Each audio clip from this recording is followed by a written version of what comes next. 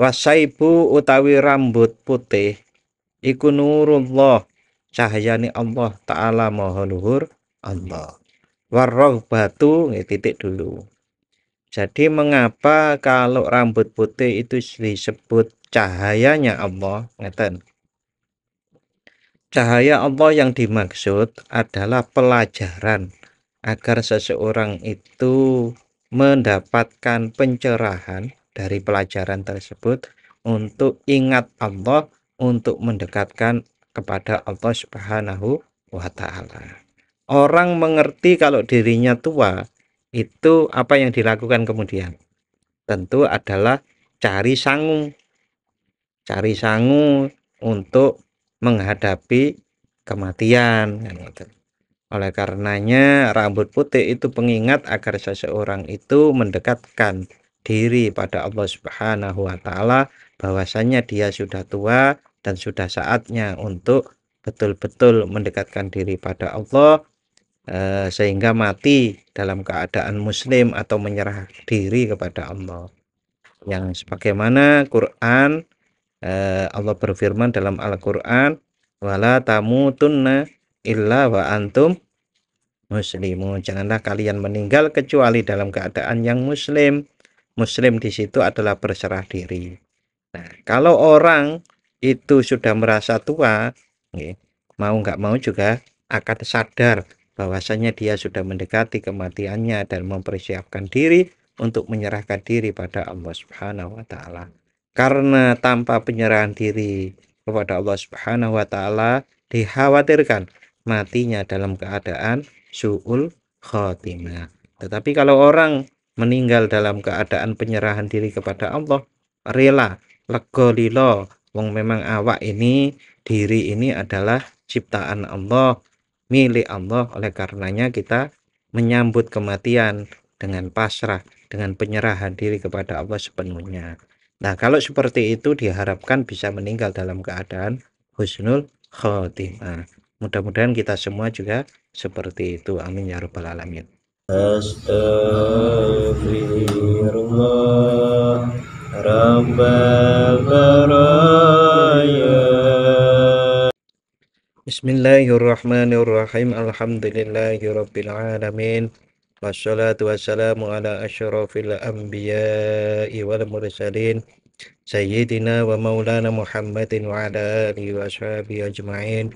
Rabbi syrah li sadri wa yassir li amri wahlul 'uqdatam min lisani yafqahu qawli.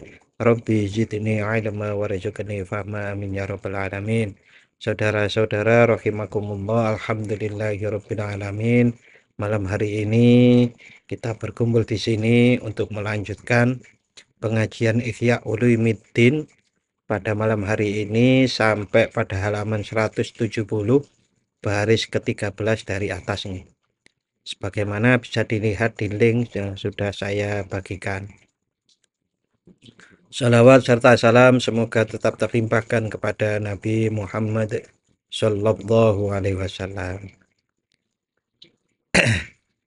Bismillahirrahmanirrahim. Qala Asy-Syaikh Abu Hamid Muhammad Al-Ghazali radhiyallahu an.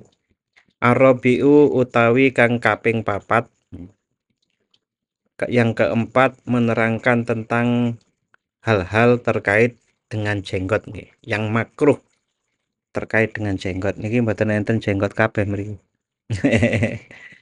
Arabiu utawi kang kaping papat iku natfu bayadhiha, ambubuti ing rambut putihe jenggot. Istingkafan krana wegah, minasyaibi saking anane rambut putih, rambut wan. Jadi kita dimakruhkan untuk mencabut jenggot yang putih karena nggak mau putih itu, karena kalau putih itu kelihatan tua. Nah, masalahnya kan itu, kelihatan tua itu nggak mau, pinginnya muda terus. Wakot naha, lan teman-teman nyegah sapa alaihi salam Rasulullah Muhammad sallallahu alaihi wasallam annat fi syaibi saking ambubuti rambut putih jenggot. Waqala lan dawuh sapa Kanjeng Nabi Muhammad sallallahu alaihi wasallam, huwa u, huwa utawi syaib utawi rambut putih jenggot iku nurul mukmini, cahayane wong mukmin. Nggih. Jadi hadis ini berlaku umum, tidak hanya jenggot nggih. Jadi rambut putih yang ada di kepala maupun di jenggot bahkan juga ada di kumis itu adalah nurul mukmin, cahayane wong mukmin. Wa huwa utawi ngatfu syaib ambubuti rambut putih fi maknal khitobi ing dalem madani macari rambut. Macari rambut, kemarin macari niku maknane adalah ngecat nggih atau nyemir, bisawati kelawan ireng. Jadi kalau putih kemudian disemir jadi hitam, lah itu dicegah, tidak diperbolehkan. Begitu juga membubut wan atau membubut rambut yang putih itu seperti nyemir jadi hitam. Wa illatul karohiyati utawi ilat atau alasannya kemakruhan membubut yang putih tadi iku ma barang sabako wang kang wis dhisik apa ma.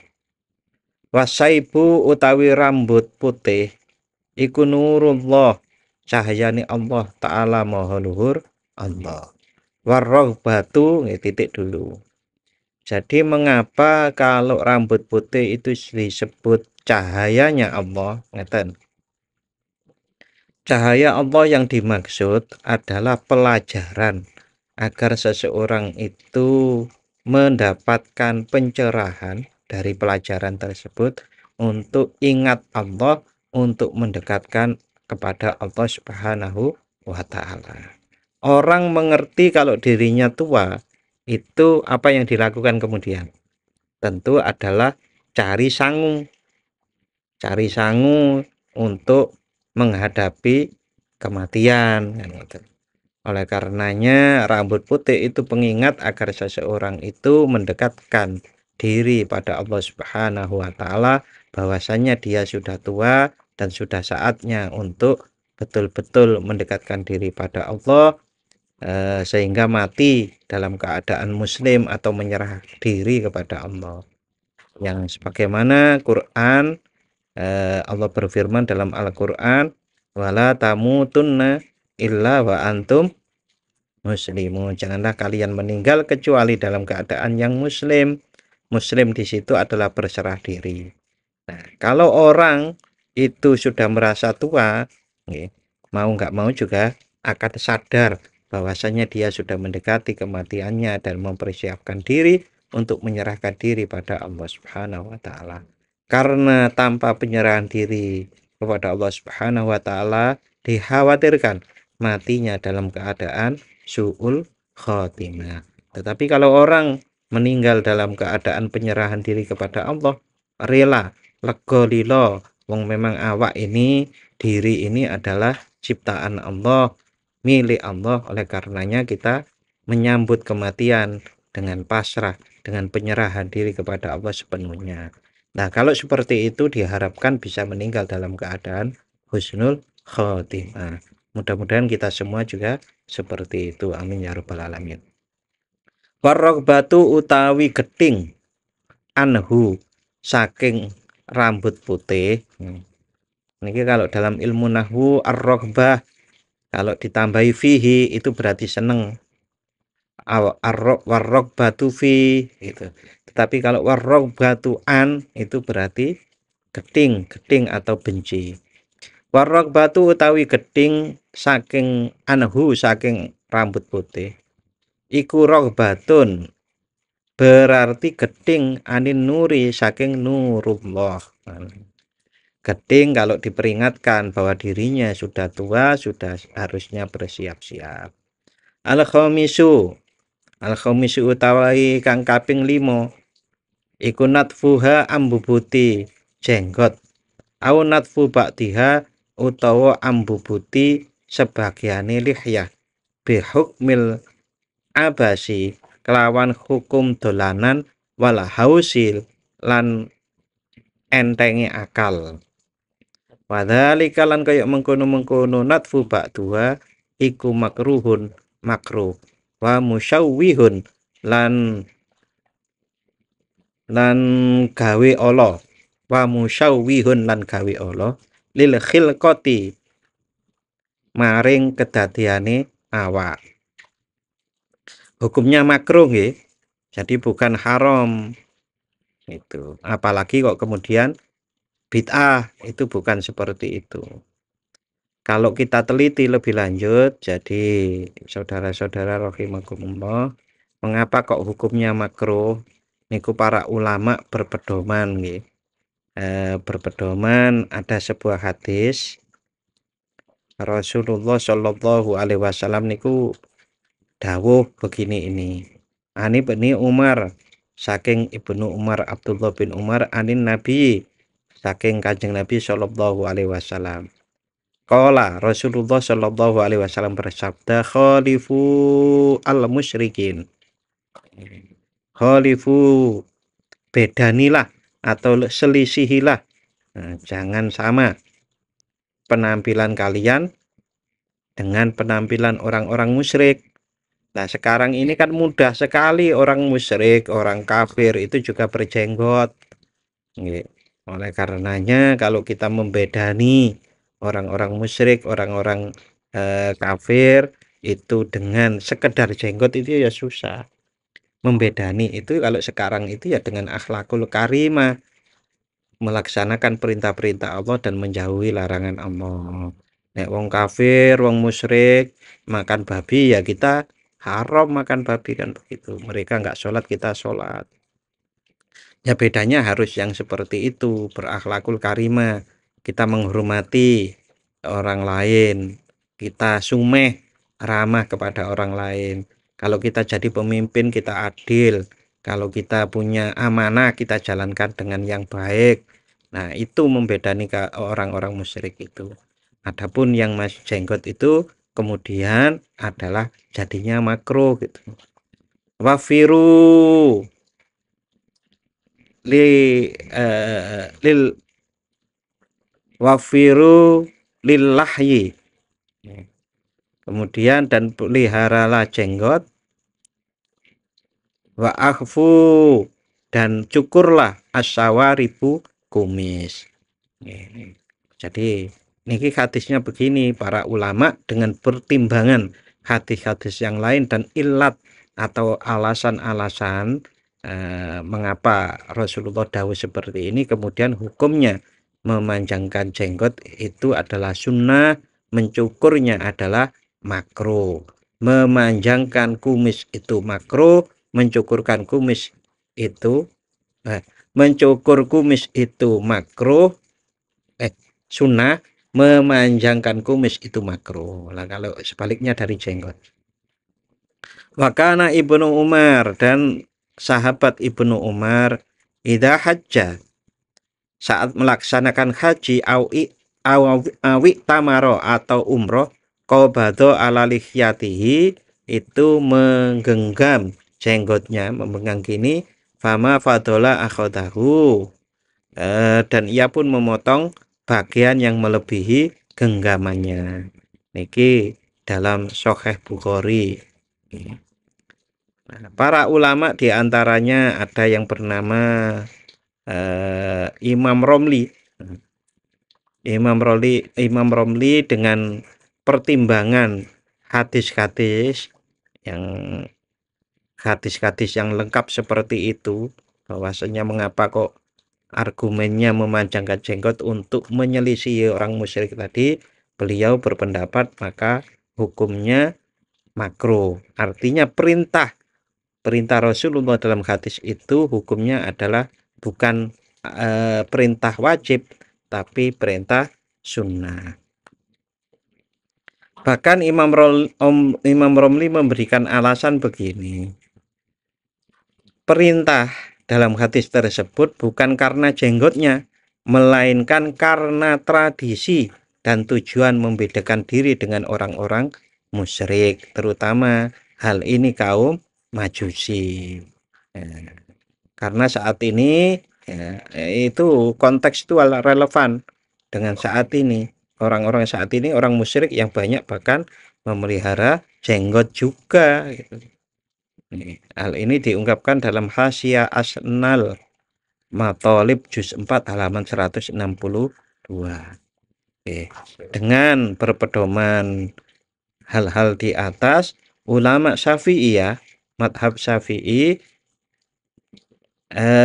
berpendapat bahwa memelihara jenggot adalah sunnah, tidak wajib, sedangkan mencukur habis jenggot hukumnya makruh, tidak haram, atau dapat menyebabkan dosa, artinya tidak berdosa. Bahkan hukum mencukur jenggot itu bisa mubah atau bahkan sunnah bagi orang yang hilang kewibawaannya ketika ada jenggot di wajahnya. Ini Imam Syafi'i. Jadi kalau kemudian memotong, kalau memelihara jenggot malah kehilang kewibawaannya niku pripun? Jenggotnya ora iso rapi. Jenggotnya mempating celentir yang malah menyebabkan kelihatan tidak rapi. Padahal kerapian, keindahan itu adalah dianjurkan, sunnah muakkad dalam Islam. Mengapa kok begitu? Karena Allah itu maha indah, maka Allah itu menyukai keindahan kalau kita melakukannya. Jadi ampun salah memahami nggih. Berikutnya berapa yang keenam tadi? Oh yang kelima. Oh yang kelima betul. Wanatful fanika ini. Utawi ambubuti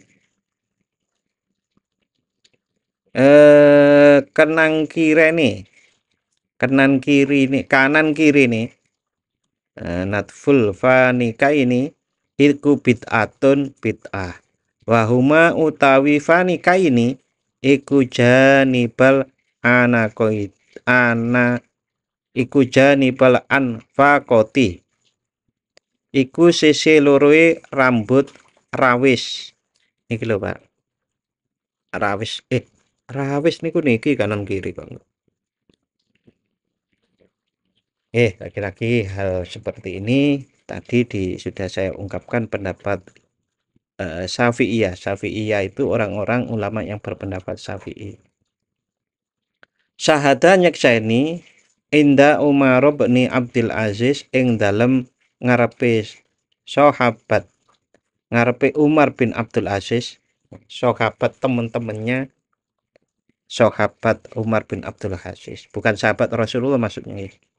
Sapa rajulun wong lanang kana kang ana sapa rajul itu yang tifu ambubuti sapa rajul panikaihi ing rambut kanan kirine rawis rajul paroda mongko nolak sapa Umar bin Abdul Aziz nolak syahadatahu ing dadi seksine rajul waroda lan nolak sapa Umar bin Khattab radhiyallahu an wa ibnu Abi Laila lan ibnu Abi Laila Qadil Madinati ya iku qadine Madinah syahadataman dadi saksine wong kang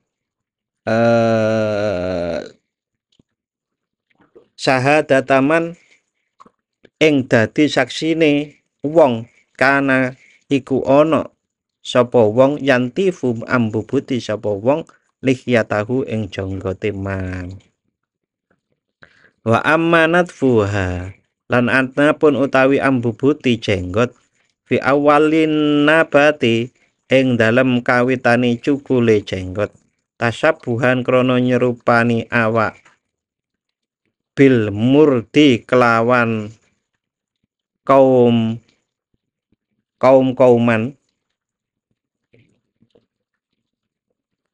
Faminal mungkaroti mongko iku setengah saking pira-pira perkara kang mungkar. Al-kibari kang gedhe. Fa innal likhyata mongko sedune jenggot iku zinatur rijali dadi pepaese pira-pira wong lanang. Fa inna lillahi mongko setuhune iku tetep kaduwe Allah Subhanahu wa taala. Malaikatan malaikat yuksimuna kang padha sumpah sapa malaikat walladzi demi Allah Zayana kang maes-maesi sapa Allah bani Adam ing anak turune Nabi Adam bil liha kelawan jenggot. Wa utawi liha iku min tamamil khalqi tetap setengah saking sempurnane kegawean atau kejadian kegaweane Allah. Wa biha lan kelawan liha tatamazzazu dadi beda sapa ar-rijalu pira-pira wong lanang anin nisa saking wong kang wadon. Wakila lan diucapake fi gori bitakwili ing dalem makna adohe ing dalem makna aneh penafsiran.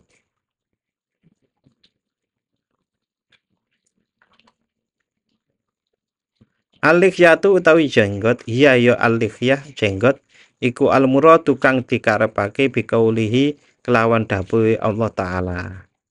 Yazidu nambahi sapa Allah fil khalqi ing dalem kegaweane Allah ma ing barang sa kang resakake sapa Allah.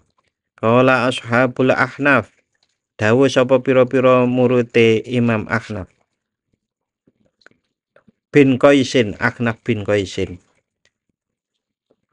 Wadidna demen sapa ingsun an-nastaria ing yen to tuku sapa ingsun dil akhnafi marang Ahnaf likhyatan ing jenggot walau bi isyrina alfan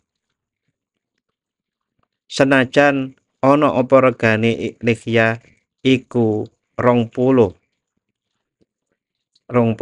dinar. Wa qala lan dawuh sapa Suraihun Surah Al-Qadi kang dadi qadi. Waditu demen sapa ingsun. Demen annali ing setune iku tetep keduwe ingsun nikyatan apa jenggot. Walau bi asyarati alafin lan senajan ana apa regane jenggot iku 10.000 dinar. Wa kaifa tukrahu lan khali kepriye disengiti apa alifiyatu jenggot. Wa fiha lan iku tetep ing dalem likhya takdimur rajuli utawi keagungane wong lanang wan nadru lan mandang ilaihi marang rajul bi ainil ilmi kelawan anggepane anduweni ilmu wal waqari lan anteng warrafi lan keluhuran fil majalisi ing dalem pelungguhan wa iqbalul wujuhi lan andateake madepe pira-pira wajah masyarakat ilaihi maring rajul. Patakdimu lan andingine andisiake andisike rajul alal jamaati ing atase wong akeh. Wa wiqayatul irdi lan andadekake direksoni kehormatan. Fa innaman mongko setuhune wong yastimu kang misui sapa wong iku yuridu mengo sapa wong bilikyati sebab jenggot ingkana lamun ono iku tetep lil mastumi keduwe wong kang dibisui likyatun jenggot. Jadi zaman dulu itu kalau ada orang berjenggot orang mau mencela niku mikir-mikir. Krana napa?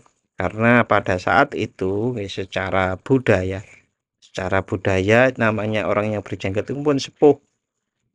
Karena mau sepuh kok mosok dipisui kan ngoten.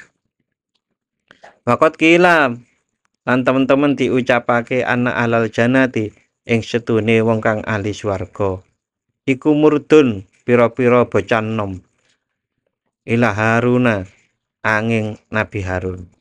Akha Musa sedulurane lanange Nabi Musa sallallahu alaihi wasallam. Fa innalahu mongko setune iku tetep keduwe Nabi Harun likyatan ana jenggot ila surratihi hingga udele Nabi Harun. Taksison krana nertentuni lahu maring Nabi Harun watafdilan lan krana ngutamaake. Wasadisu utawi kang kaping 6 iku taksisuha angguntingi lihyah kat ta'abiyati koyok buntute manuk. Yang makruh juga itu adalah menggunting jenggot dijadikan seperti buntute manuk. Tokotan tegese sak ponto ala tokoten kang tetep ing atase sak ponto. Litazayuni krana gawe pepaes linnasi linnisai maring pira-pira wong wadon. Watasonnu'i lan gawe berpura-pura membuat-buat. Kala dawuh sapa Ka'bun Ka'ab yakunu bakal ono fi akhiri zaman iku tetep ing dalem akhire zaman. Akwamun sapa pira-pira kaum yakusuna kang padha angguntingi sapa kaum lihahum ing pira-pira jenggote kaum. Kadana bil hamamati koyok buntute manuk. Wayu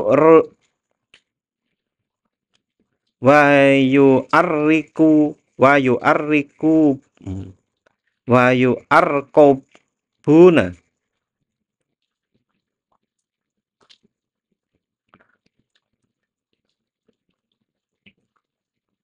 wayu arrok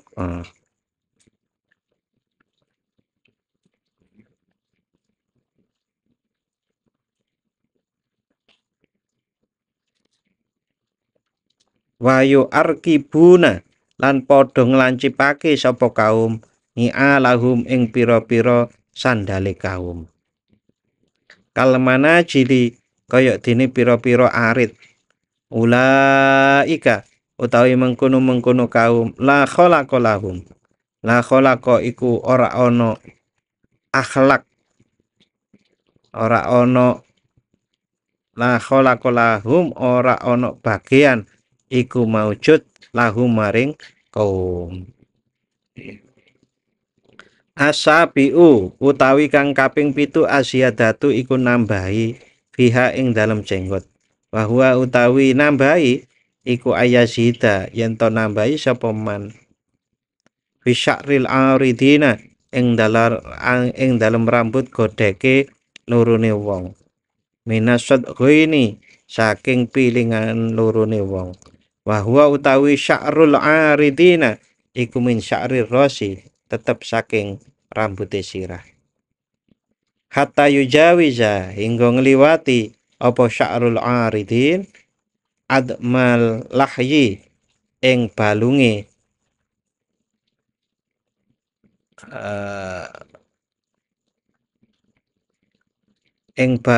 baklul lahyi balunge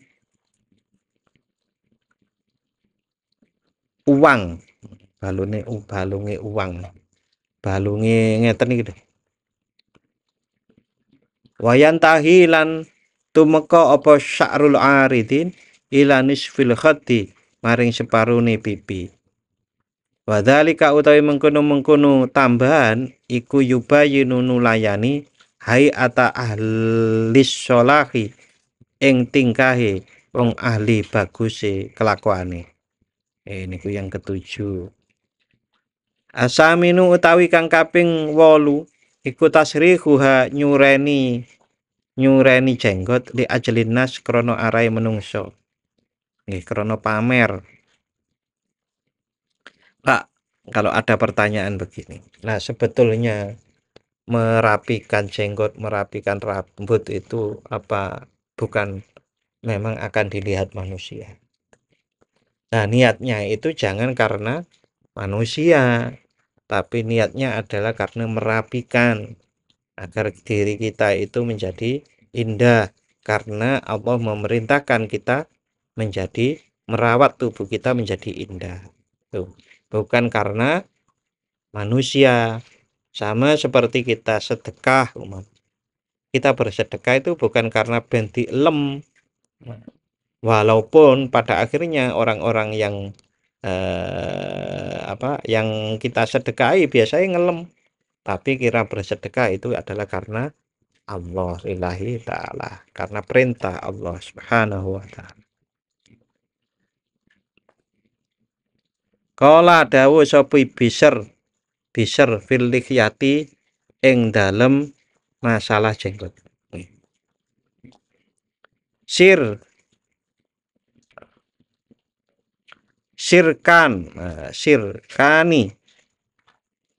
Sirkani utawi syirik loro iku tasrihuha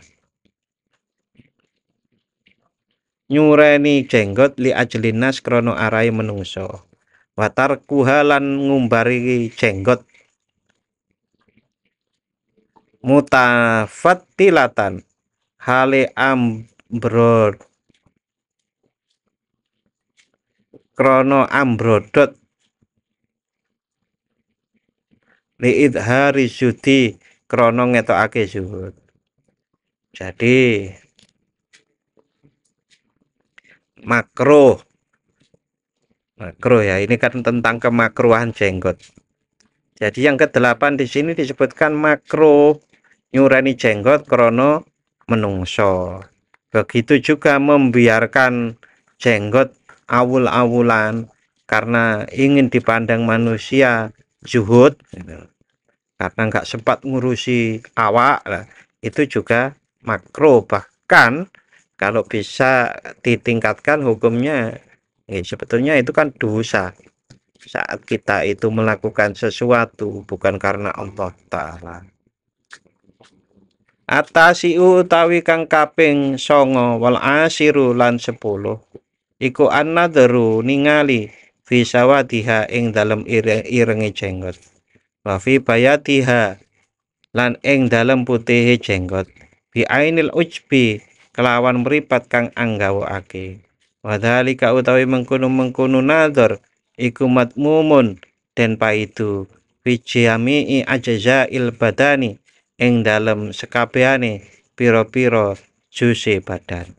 Bal fi jami'il akhlaqi balik ing dalem sekabehane budi pekerti. Nggih.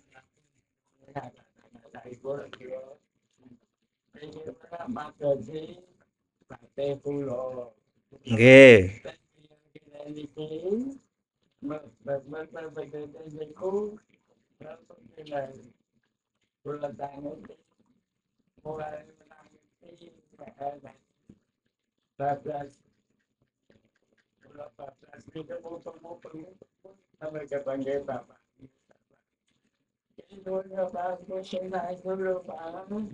Nggih, Mbah.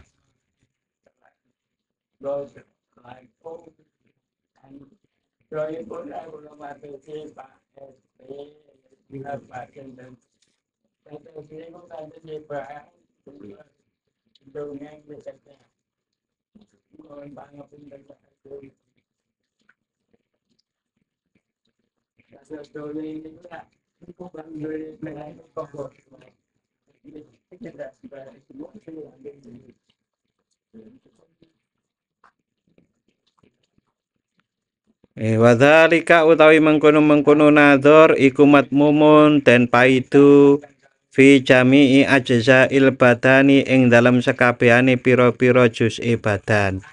Bal fi jami'il akhlaqi balik ing dalam sekabehane budi pekerti wal af'ali lan pira-pira penggawean. Alama ing atase barang sayakti kang bakal teka apa bayanuhu penjelasane ma.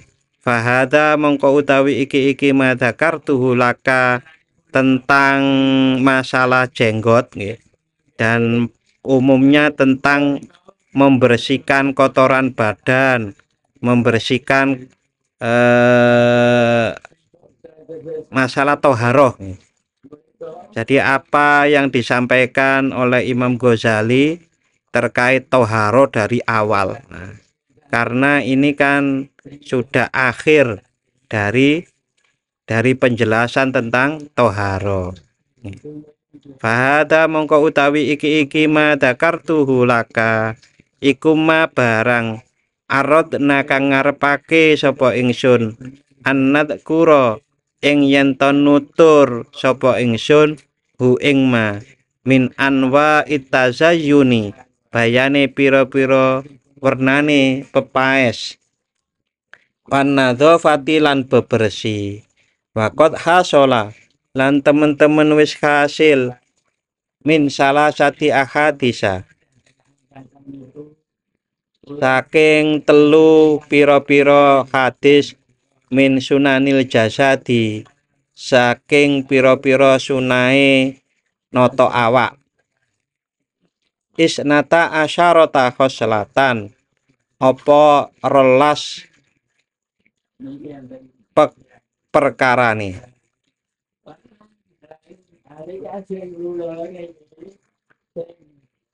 Jadi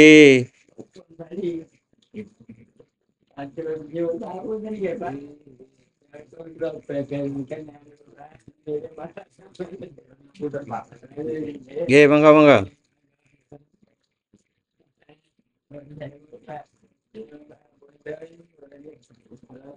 Nggih.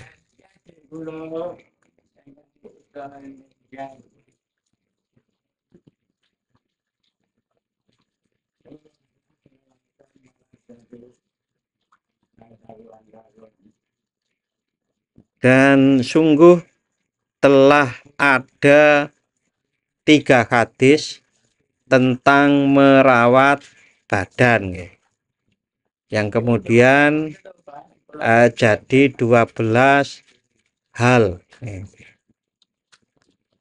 Khamsun utawi kang 5 minha kang tetep saking sunanul jasad firrosi iku tetep ing dalem noto sirah.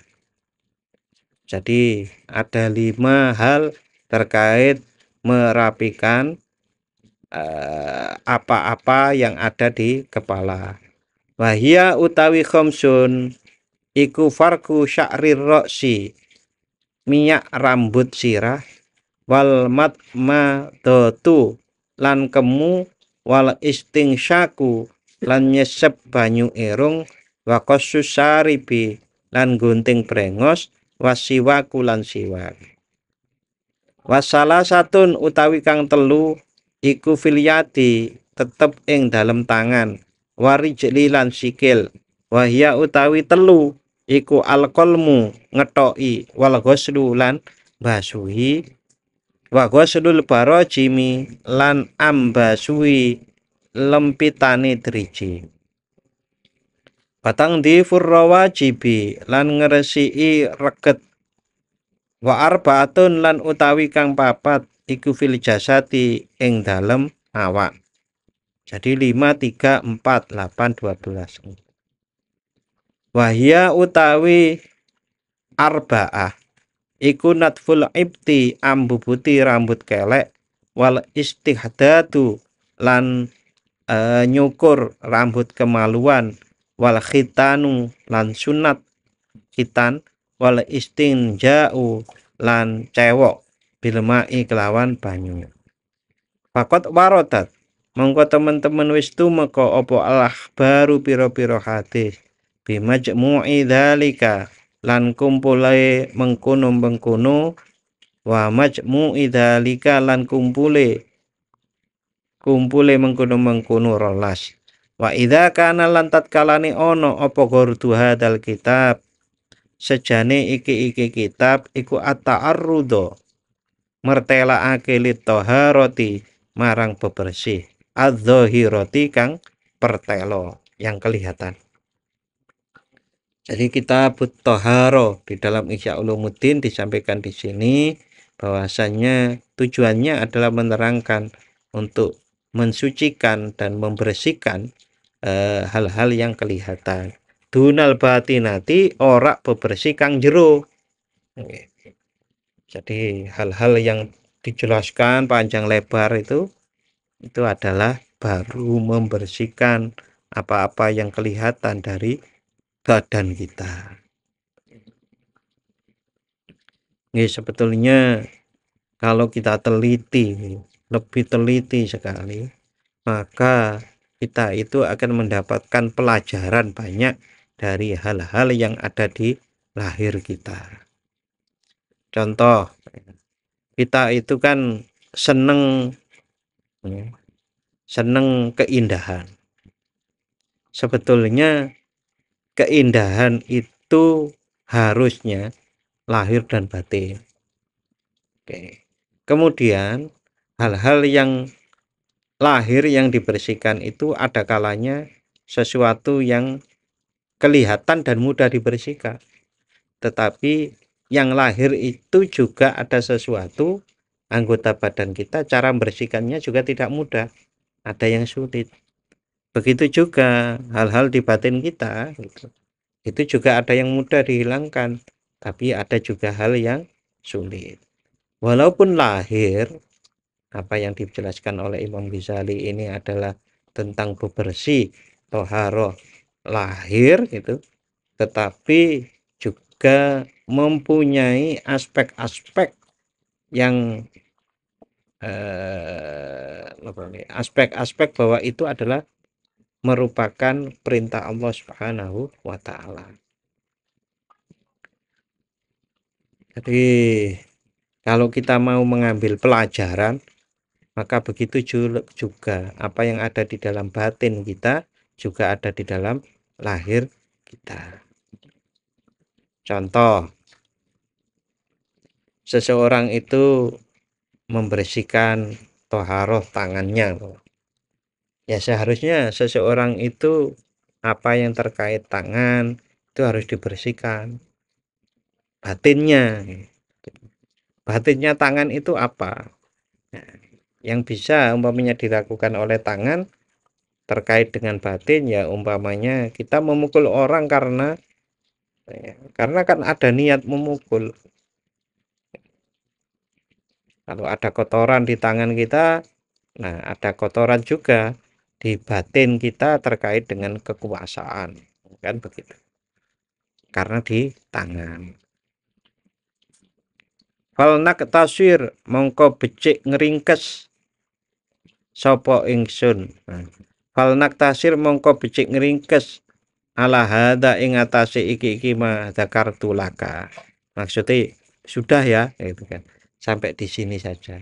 Wal yatahaqqaq lan becik nyatakake sapa wong anna fudolatal batini ing setuhune leluwehane anggota jero wa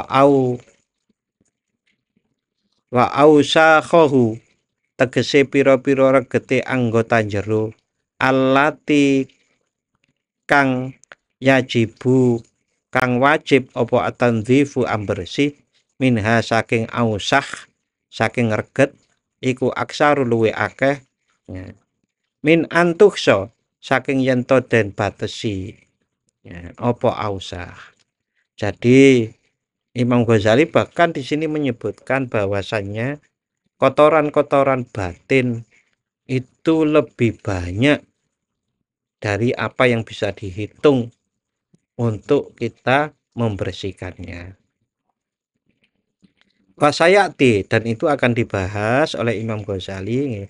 Wasayati lan bakal teko apa tafsiruha perinciane kotoran-kotoran batin fi rub'il muhlikat ing dalam seperempat kitab kang nerangake perkara kang rusak. Sebagaimana sudah kami jelaskan dulu sekali, kitab Ihya itu kan 4 jilid. Nah, jilid yang rub'ul mu'likat yang seperempat yang merusak itu ada di jilid yang ketiga. Kita ngajinya baru jilid 1, itu pun baru awal-awal ya. Kita kan sudah menyelesaikan ada dulu kitabul ilmi, lalu kitab aqaid, lalu kitab toharoh. Dulu kita pas poso-poso dulu kita juga sudah menyelesaikan kitab sholat. Nah, besok ini terusannya yang mana? Karena kalau ini selesai kan ke kitab sholat. Padahal kitab sholat sudah kita pelajari dulu, kita baca bersama-sama pada waktu Ramadan tahun kemarin. Jadi nanti kita lanjut pada seminggu yang akan datang, insya Allah kita melanjutkannya langsung ke zakat atau ke puasa. Mau zakat apa puasa? Coba nanti kita lihat ya. Ini kelanjutannya setelah sholat ini zakat atau puasa. Eh, Nanti coba kita lihat. Nah, terus yang kalau seperempat yang ketiga tadi adalah hal-hal yang me yang perkara sing ngrusak. Perkara sing ngrusak niku pripun maksudnya? Sombong, riya, ngono-ngono niku perkara ngrusak. Nah, kalau perkara yang menyelamatkan, karena ada yang merusak, yang menyelamatkan, itu ada di mana? Ada di jilid keempat, jilid yang terakhir. Apa yang menyelamatkan? Ya, seperti tobat, zuhud. Ma'a ta'rifit turuki ing dalam sertane meruhake pira-pira cara fi izalatiha ing dalam ngilangake ausah. Jadi selain menyebutkan, menerangkan tentang hal-hal yang merusak, juga menerangkan tentang bagaimana cara menyelamatkan diri dari hal-hal yang merusak itu. Watat hirir kolbi lan ambersike hati minha saking ausak atau saking kotoran-kotoran. Insya Allah lamun ngersakake sapa Allah azza wa jalla luhur Allah wajalla lan moho agung sapa Allah.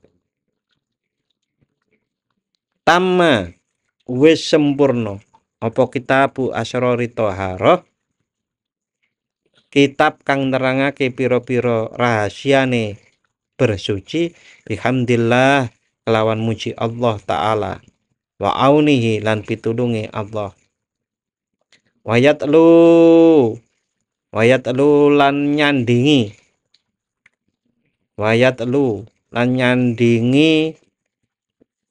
hu ing kitab asrorit toharo.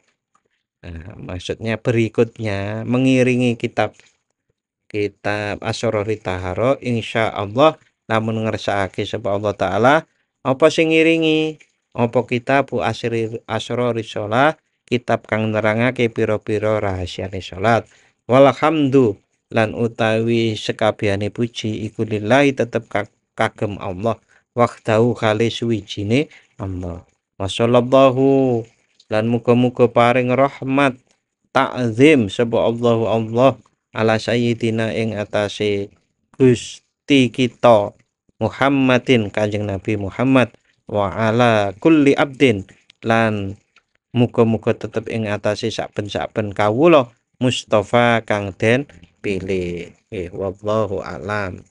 Jadi berikutnya nanti kita membahas tentang zakat dulu baru puasa.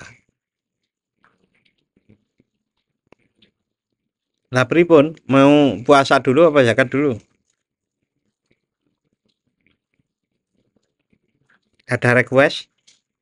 Monggo, ini kita tutup dulu, nanti kita diskusikan.